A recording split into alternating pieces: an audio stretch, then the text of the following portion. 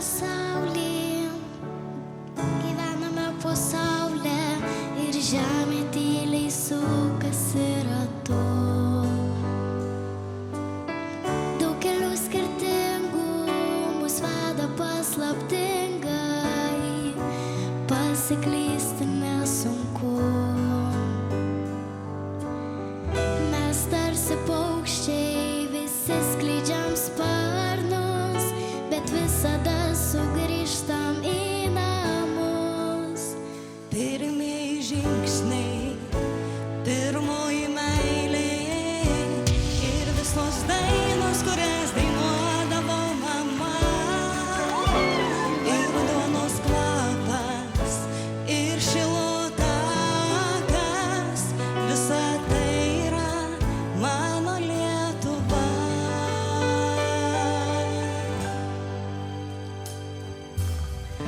Auksiniai pievoj, nuklotos kalvos ir girioje ošia ąžuolai. Čia mano žemė, čia mano mėlynas dangus ir saulė. Aš galiu kvėpuot lengvai.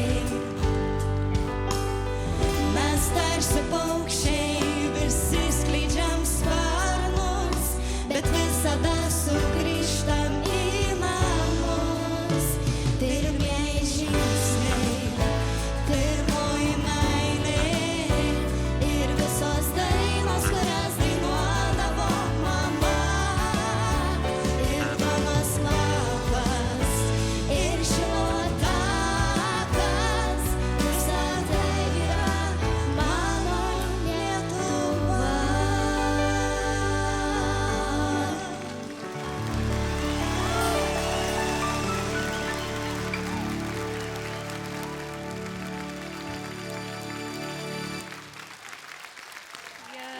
Labas. Labą vakarą, labą vakarą. Aš jau iš karto matau, kaip mamų dienos proga dainuosite kažką tai gražaus. Iš kur esat? Iš Prienų. Prienai. Iš Prienų, nuostabu.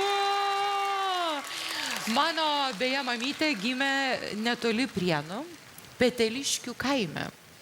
Ir tai yra nuostabi vieta. Kaip nusprendėt atvykti ir dalyvauti? Tai yra taip nuostabu. Ne pačios turbūt nusprendėm, o mamytė Sofijos mūsų užregistravo sesuo mano. Aha.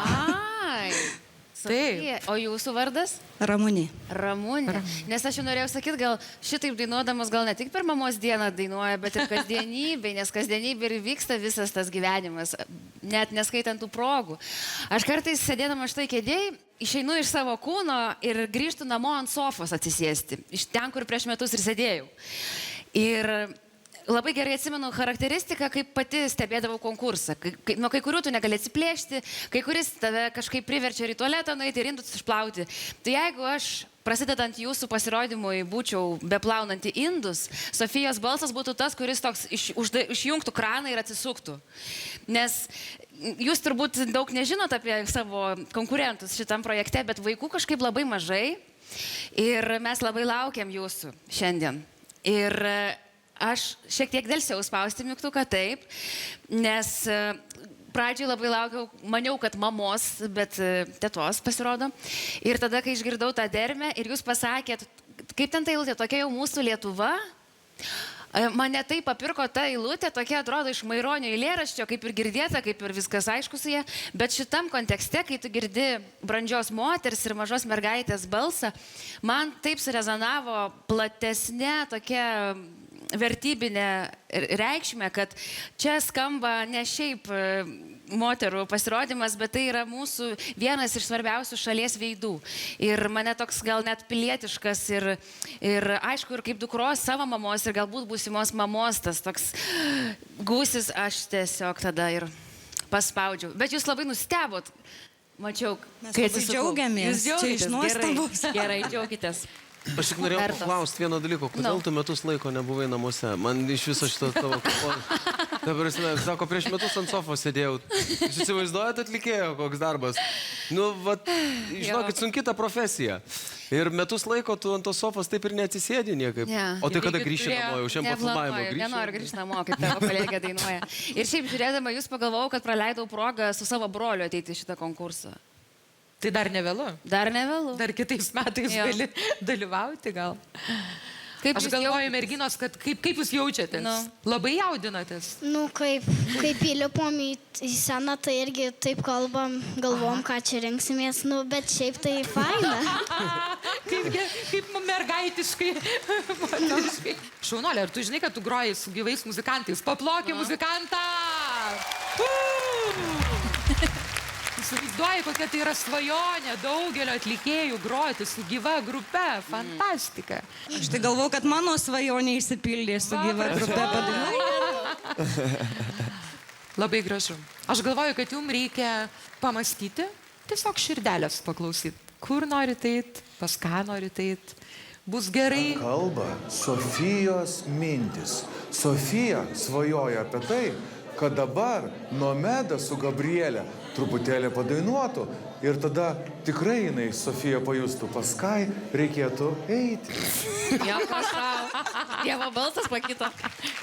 Dievo balsas iš dangaus. Gerai. Mes su broliu labai dainuojam dažnai. Ir esam nufilmavę iš vieno karto, iš vienintelio bandymo tokį video, kuris labai daugam patiko. Apie tą žymiausią dainą mamai turbūt. Ir aš dabar Sofija ir Sofijos mamos sesė. Aš jums sudainuosiu stulpelį. Dar nedainavau niekam. Net susijaudinau, atrodo, kad koncertas prasidės.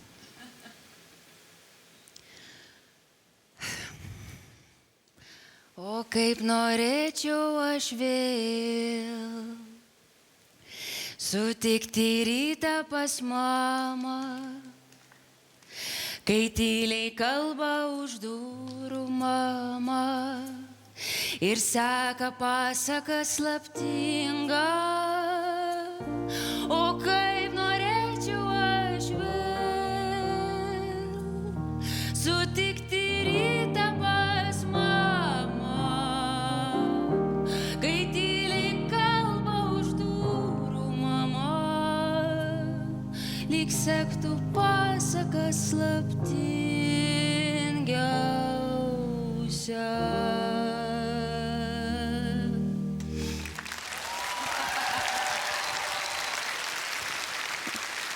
Širdis mušasi. Ačiū labai, ačiū. O man tai ateina, žinot, kas į galvą? Man ateina į galvą raudonikio švelnumas. Ir galvoju, kad apie tas rankas, apie tą amžiną švelnumą, turbūt visa Lietuva amžinai galvoja ir svajoja. Kai už lango gruodas ar šarma, kai ateina sielon vienuma, kai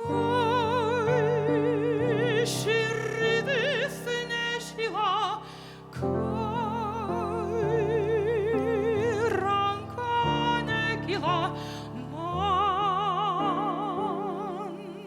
pro slogę tylą grįžta tavo artuma. Ačiū, muzikantai. O, aš taip laukiu to, tas rankų švelnumas. Pratęs. Nuo kažko ir nuo veido. Na, merginos, mergaitės. Jau mums laikas apsispręsti. Reikia spręsti. Eina laikas, reikia. Abi. Abi. Gabrielė.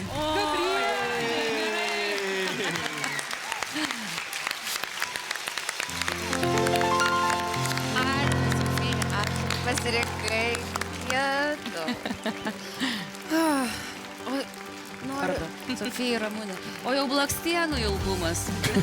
Man tai, žinok, padarė šitas, jos netikros. Žodžiu, daug sužinosi šitam kely. Labai gerai, kad prisijungėt. Ačiū, kad išklausai mano dainą. Mano, žinok, širdis va čia va. Nu, atrodė, kad jinai jau lipa per suknelę lauk. Nėra taip paprasta. Ir staiga prasideda. Nu va, jo, iš tikrųjų, jūs tikrai gerai žinot. Tai iki pasimatymo. Iki. Prenumeruok Lietuvos balso YouTube kanalą ir pamatyk visus pasirodymus.